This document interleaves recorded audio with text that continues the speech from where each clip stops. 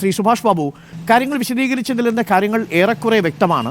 പക്ഷേ എൻ്റെ ഇപ്പോഴത്തെയും സംശയം, CSR എന്ന പേരിൽ കേരളത്തിലെ പൊതുസമൂഹത്തെ, ജനപ്രതിനിധികളെ അടക്കം മുന്നിൽ നിർത്തി പറ്റിച്ച ഈ വലിയ തട്ടിപ്പ് നമ്മുടെ ഇൻ്റലിജൻസ് സംവിധാനത്തിന് അറിയാൻ കഴിയാതെ പോയത് എന്തുകൊണ്ടായിരിക്കും എന്നുള്ളതാണ്. ഇത് ഏതെങ്കിലും ഒരു വ്യക്തി മറ്റൊരു വ്യക്തിയെ മാത്രം ചീറ്റ് ചെയ്തൊരു സിവിൽ കേസല്ല. ഇത് സംസ്ഥാനമൊട്ടാകെ ജനപ്രതിനിധികളെ മുന്നിൽ നിർത്തി വിവിധ പഞ്ചായത്തുകളെയും ബ്ലോക്കിലുള്ള പ്രൊമോട്ടർമാരെയും ഒക്കെ മുന്നിൽ നിർത്തി നടത്തിയ വലിയൊരു നെറ്റ്വർക്കിംഗ് ആണ്. ഇങ്ങനൊരു നെറ്റ്വർക്ക് ശക്തി പ്രാപിക്കുന്നതായും ബാങ്കുകളിൽ നിന്ന് അസാധാരണമാം വിധം ലക്ഷങ്ങൾ പിൻവലിക്കപ്പെടുന്നു, ഒരു ദിവസം തന്നെ ഒരു അക്കൗണ്ടിൽ നിന്ന് ലക്ഷക്കണക്കിന് രൂപ പിൻവലിക്കപ്പെടുകയും കൂട്ടിച്ചേർക്കപ്പെടുകയും ചെയ്യുന്നു എന്നതൊന്നും നമ്മുടെ സംവിധാനങ്ങൾക്ക് അറിയാതെ പോയത് എന്തുകൊണ്ടായിരിക്കും ശ്രീ സുഭാഷ് ബാബു?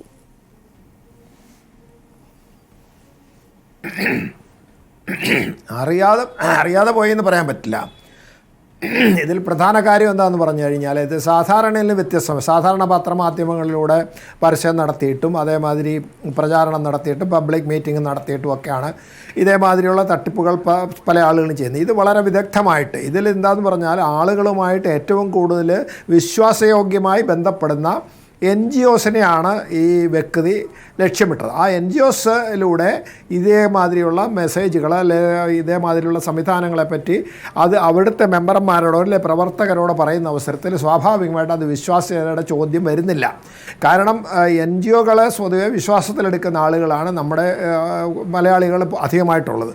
അപ്പോൾ NGOകളെ എന്നുള്ള രീതിയിൽ അതിന് NGOകളെന്നുള്ള രീതിയിൽ അതിന് വിശ്വാസ്യത വർദ്ധിപ്പിക്കാൻ വേണ്ടിയിട്ടാണ് റിട്ടയർഡ് ജഡ്ജും രാഷ്ട്രീയ പ്രവർത്തകരും മന്ത്രിമാരെയും ഒക്കെ ഇതിനകത്ത് വിവിധ ശ്രേണികളിലുള്ള സംവിധാനങ്ങളിൽ അല്ലെങ്കിൽ ഫംഗ്ഷനുകളിൽ ഉൾപ്പെടുത്തിയിട്ട് ഉദ്ഘാടനവും അതേമാതിരി പ്രമോഷനും ഒക്കെ നടത്തിയിട്ടുള്ളത്. ഇത് അല്ലെ ഓഫീസ് ഉദ്ഘാടനമൊക്കെ. അപ്പോൾ അതിൻ്റെ അർത്ഥം എന്താണെന്ന് പറഞ്ഞു കഴിഞ്ഞാൽ, ഇങ്ങനെ CSR ഫണ്ട് കിട്ടും എന്ന് പറഞ്ഞിട്ട് തന്നെയാണ് എല്ലാവരും നടത്തിയിരിക്കുന്നത്. അപ്പോൾ CSR ഫണ്ട് കിട്ടില്ല എന്ന് പറയേണ്ട ആരാണ് ഏറ്റവും കൂടുതൽ? രാഷ്ട്രീയ പ്രവർത്തകരാണ്. രാഷ്ട്രീയ പ്രവർത്തകർക്ക് അത് തിരിച്ചറിയാൻ കഴിഞ്ഞില്ല എന്ന് പറഞ്ഞാൽ എന്താണെന്നുള്ളത് എനിക്ക് മനസ്സിലാവുന്നില്ല. പോലീസിനെ സംബന്ധിച്ചുള്ള പോലീസ് തീർച്ചയായിട്ടും ഇത് ശ്രദ്ധിക്കപ്പെടേണ്ടതാണ്. കാരണം 50% വിലക്കുറവിൽ അല്ലെ 50% വിലയ്ക്ക് ഒരു പ്രോഡക്റ്റ് കൊടുക്കാൻ സാധാരണഗതിയിൽ നല്ല കമ്പനിയുടെയാണ്. അല്ലെ ഇപ്പം ഫ്രോഡ് കമ്പനികളൊക്കെ ഉണ്ട്.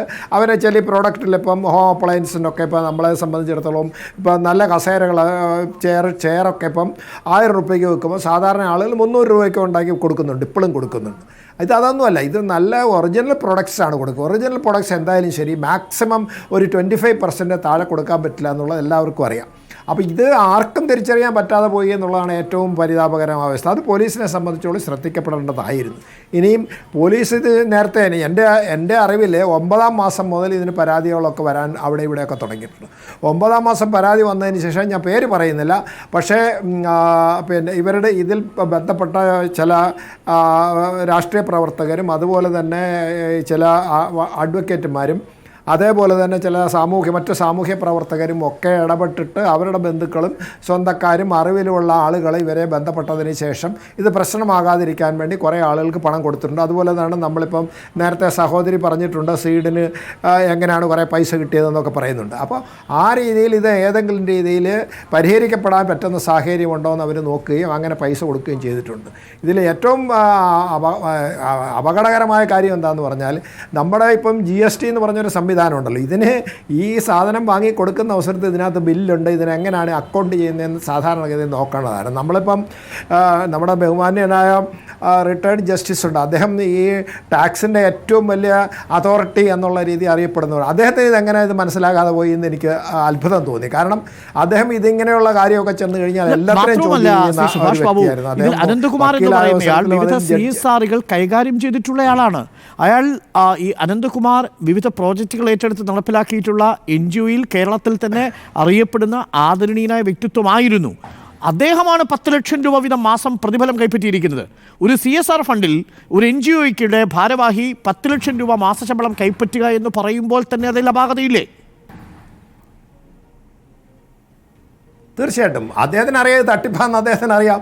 കാരണം അദ്ദേഹത്തിന് അറിയാമല്ലോ CSR ഫണ്ട് കിട്ടില്ലെന്ന്. കാരണം CSR ഫണ്ട് ഉൾപ്പെടെ പൊതു മേഖലകളിൽ നിന്ന് പല ആളുകളിൽ നിന്നും പണം സമാഹരിച്ച് അദ്ദേഹം സോഷ്യൽ സർവീസ് ചെയ്തുകൊണ്ടിരിക്കുന്ന ഒരു പ്രമുഖമായിട്ട് ഒരു സായി ഫെഡറേഷൻ എന്ന് പറയുന്നത് അങ്ങനെ പല സംഘടനയായിട്ട് ഇതേമാതിരി NGO ആയിട്ട് ബന്ധപ്പെട്ടൊരു വ്യക്തിയാണ്. അദ്ദേഹത്തിന് അറിയാമല്ലോ ഇത് തട്ടിപ്പാണെന്നുള്ളത്. CSR ഫണ്ട് എന്ന് പറഞ്ഞാൽ കിട്ടില്ല എന്ന് ആദ്യം തിരിച്ചറിയേണ്ടത് ആനന്ദകുമാറാണ്. അദ്ദേഹം ഇതിൻ്റെ ഒരു സ്പോൺസറായിട്ടാണല്ലോ വരുന്നത്. അദ്ദേഹം അതിൻ്റെ പ്രോക്താവായിട്ടാണ് പ്രധാനപ്പെട്ട ഒരു പ്രോക്താവായിട്ടും ഒരു അതോറിറ്റിയുമായിട്ട് അദ്ദേഹമാണല്ലോ പ്രധാനപ്പെട്ട ആളുകളെ, മന്ത്രി ഉൾപ്പെടെ ആളുകളെ അദ്ദേഹമാണ് ക്ഷണിക്കുന്നത്. അപ്പോൾ അദ്ദേഹത്തിൻ്റെ വിശ്വാസ്യതയാണ് ഇവിടെ അദ്ദേഹം ഉൾപ്പെടെ വിറ്റ് കാശാക്കിയതാണ്. അതിന് അനന്തകൃഷ്ണൻ എന്ന് പറയുന്ന വ്യക്തിയെ അദ്ദേഹം കൂട്ടുപിടിച്ചു, അയാളിലൂടെ കാര്യങ്ങൾ നടത്തി. ഇദ്ദേഹത്തിന് നേരിട്ട് ചെയ്യുന്ന അവസരത്തിൽ വിശ്വാസ്യത ചോദ്യം അനന്തകൃഷ്ണൻ വരികയും രണ്ടുപേരും ചേർന്ന് ഒരു വലിയ തട്ടിപ്പ് പ്രസ്ഥാനം ഉണ്ടാക്കുകയും ഈ രാഷ്ട്രീയ നേതാക്കളെ അടക്കം കുഴിയിൽ ചാടിക്കുകയും ചെയ്തിരിക്കുന്നു എന്നുള്ളതാണ്.